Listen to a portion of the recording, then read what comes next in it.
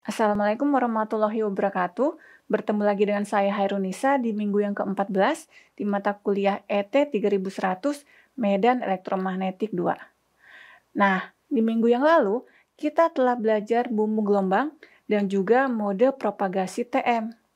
Dan kali ini kita akan belajar cara merumuskan medan aksial pada propagasi mode TE. Supaya tidak semakin penasaran, tetap fokus dan konsentrasi, silakan saksikan video berikut ini. Untuk mode TE, persamaan medan magnet dan medan listrik yang kita gunakan sama seperti persamaan pada saat kita merumuskan mode aksial untuk mode TM. Nah, sekarang kita lihat kembali, jika kita memiliki bumbung gelombang rektangular dengan sumbu kabel searah dengan sumbu Z, dan si lebar bumbung gelombang besarnya adalah A dan tingginya adalah B. Untuk mode TE, di mana TE adalah transverse elektrik yang artinya EZ-nya adalah 0. Kenapa? Karena transverse elektrik itu sendiri artinya adalah medan listrik yang ada hanya komponen transversalnya saja. Sehingga medan listrik yang aksial nilainya adalah 0. Berarti untuk mode TE akan terdapat medan magnet aksial, di mana medan magnet aksial adalah Hz kita nyatakan sebagai perkalian antara fungsi X dengan fungsi Y dan juga fungsi Z.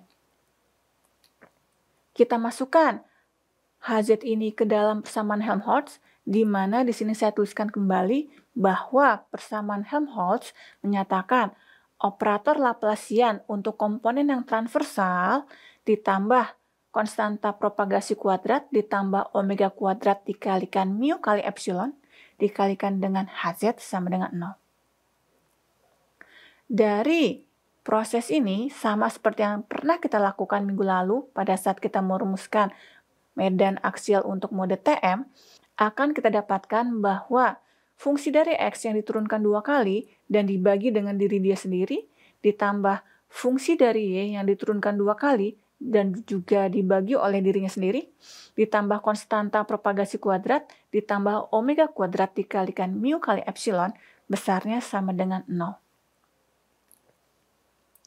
Nah, sekarang, sama seperti yang kita lakukan di mode TM, jika suatu fungsi yang diturunkan 2 kali dan kemudian dibagi dengan dirinya sendiri kita sebut sebagai minus m kuadrat, begitu juga dengan fungsi dari Y yang dibagi dengan dirinya sendiri setelah dia diturunkan 2 kali kita nyatakan dengan minus n kuadrat, maka fungsi dari X bentuknya adalah sinusoidal, yaitu A sin mx ditambah B cos mx. Begitu juga dengan fungsi dari Y.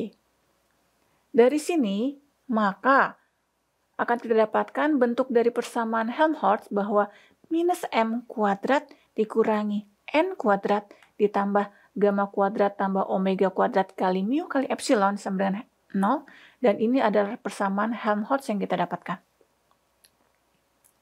Kemudian, dari sini kita bisa merumuskan persamaan medan magnet aksial, di mana sekali lagi saya nyatakan Hz adalah fungsi dari X dikalikan fungsi dari Y dikalikan dengan E pangkat minus gamma Z, sehingga bentuk dari Hz adalah seperti yang tampak pada slide.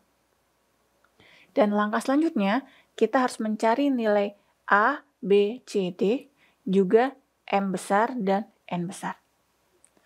Nah, sekarang mari kita lihat.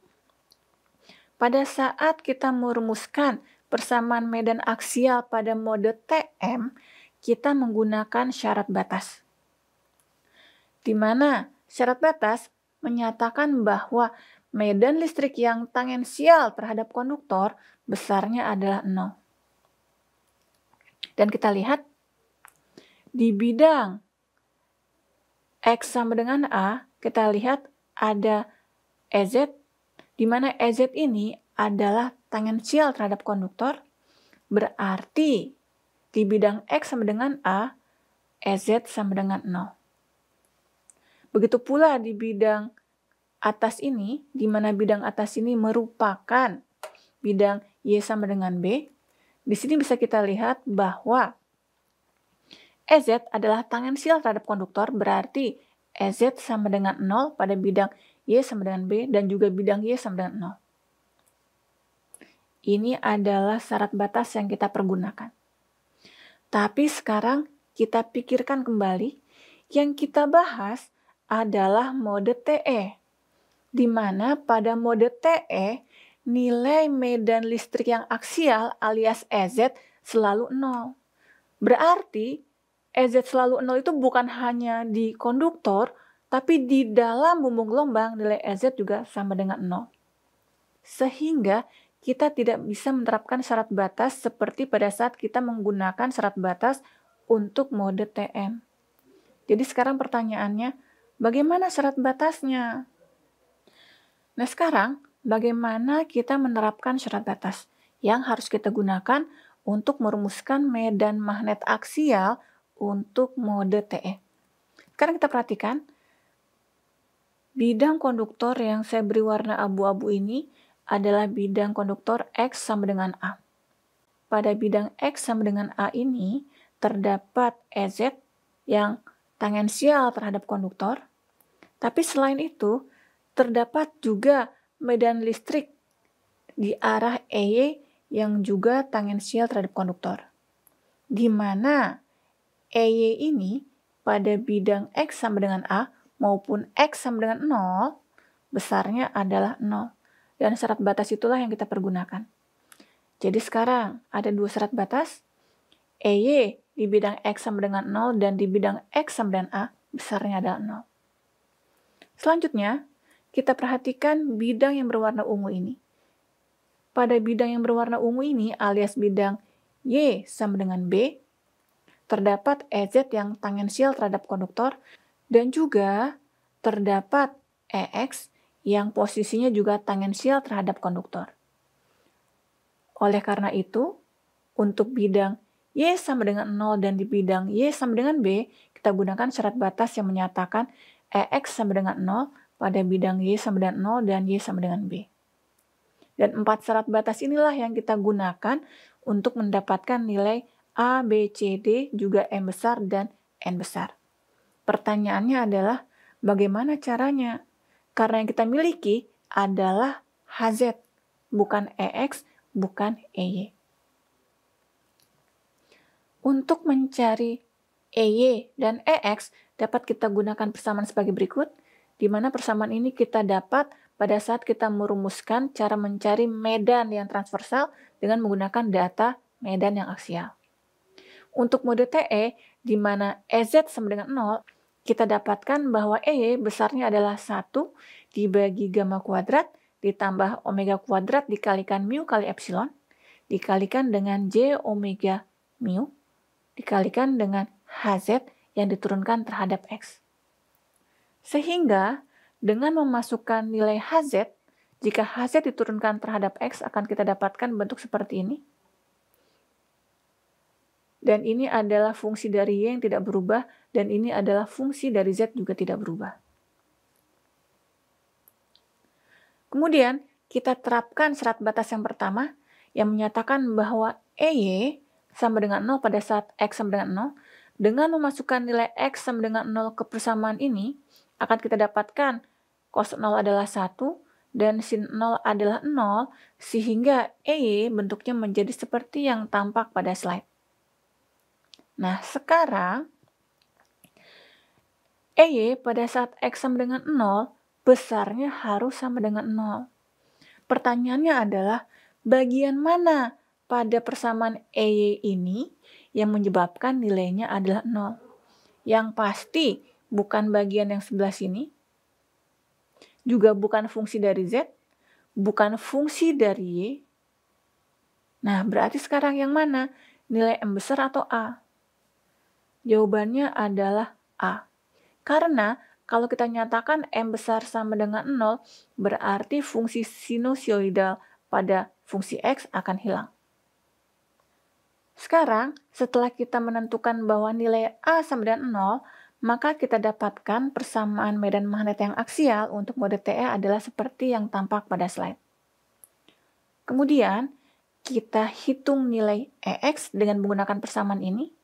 Dan untuk mode TE, di mana EZ sama dengan 0, maka akan kita dapatkan bahwa EX sama dengan 1 dibagi konstanta propagasi kuadrat ditambah omega kuadrat dikalikan mu kali E, dikalikan dengan J omega mu, dikalikan dengan HZ yang diturunkan terhadap Y.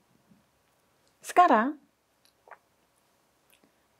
kita akan mendapatkan bahwa EX persamaannya adalah seperti yang tampak pada slide, di mana di sini fungsi dari Y sudah dalam bentuk penurunan 1 kali.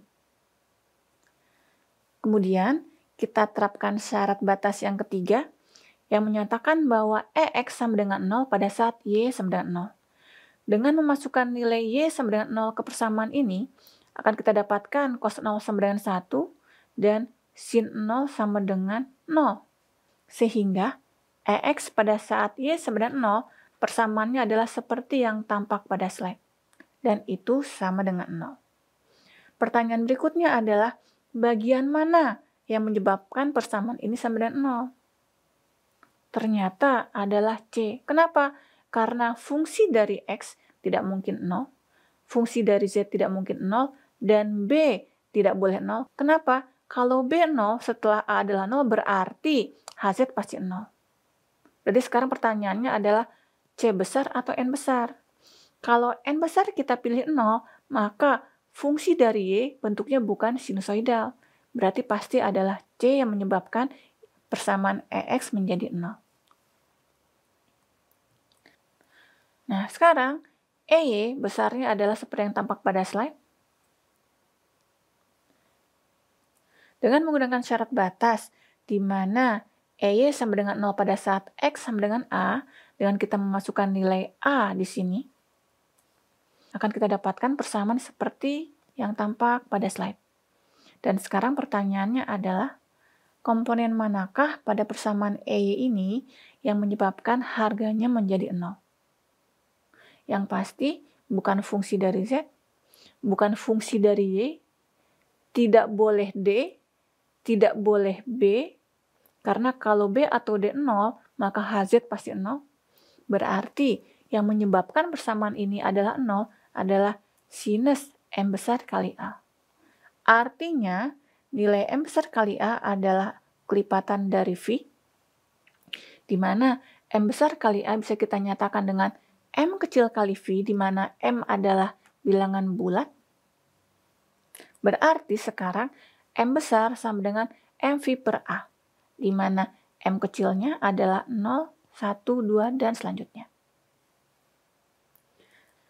Sekarang kita akan mencari nilai dari N besar, di mana kita menggunakan persamaan EX sama dengan seperti yang tampak pada slide. Dan kita gunakan syarat batas yang keempat, yang menyatakan bahwa EX sama dengan 0 pada saat Y sama dengan B. Dengan memasukkan nilai B ke Y, akan kita dapatkan persamaan berikut. Dan EX sama dengan 0, dan yang membuat persamaan ini adalah 0, berarti adalah sinus N besar kali B. Artinya, N besar kali B merupakan kelipatan dari V, di mana bisa dinyatakan N besar kali B adalah N kecil dikalikan V, di mana nilai dari N kecil adalah 0, 1, 2, dan seterusnya. Berarti N besar adalah NV per B. Berdasarkan penurunan tadi, maka persamaan medan magnet aksial untuk mode TE adalah B dikalikan cos MV per AX dikalikan D cos NV per BY dikalikan E pangkat minus gamma Z, di mana A dan B adalah dimensi dari bumbung gelombang. Kemudian bisa kita lakukan penyederhanaan, di mana HZ seperti yang tampak pada slide, dan yang harus kita ingat, nilai M dan N kecil adalah 0, 1, 2, 3, dan selanjutnya. Berarti dari sini kita lihat ada banyak harga HZ untuk berbagai nilai M dan N yang berbeda-beda. Setiap pasang nilai M kecil dan N kecil mewakili konfigurasi medan listrik dan medan magnet yang berbeda-beda pula. Dan ini mengindikasikan jenis mode TE-MN. Dan mode TE dengan nilai M kecil dan N kecil yang terendah adalah pasangan TE10 atau TE01. Timbul pertanyaan, kenapa bukan TE00? Karena tidak ada mode TE00. Kalau M kecil dan N kecil harganya 0, maka HZ menjadi bentuknya adalah B dikalikan D dikalikan E pangkat minus gamma Z. Artinya, HZ bukan fungsi dari X dan bukan fungsi dari Y, sehingga komponen transversal untuk HZ yang seperti itu akan menghasilkan nilai 0. Artinya, untuk mode TE00 tidak akan ada medan transversal. Nah, dari video tadi, kita telah berhasil merumuskan persamaan medan magnet yang aksial untuk mode TE. Dan di video berikutnya, kita akan melihat bagaimana persamaan medan listrik maupun medan magnet yang transversal pada mode TE. Terima kasih atas perhatiannya. Jangan lupa untuk klik like and subscribe. Assalamualaikum warahmatullahi wabarakatuh.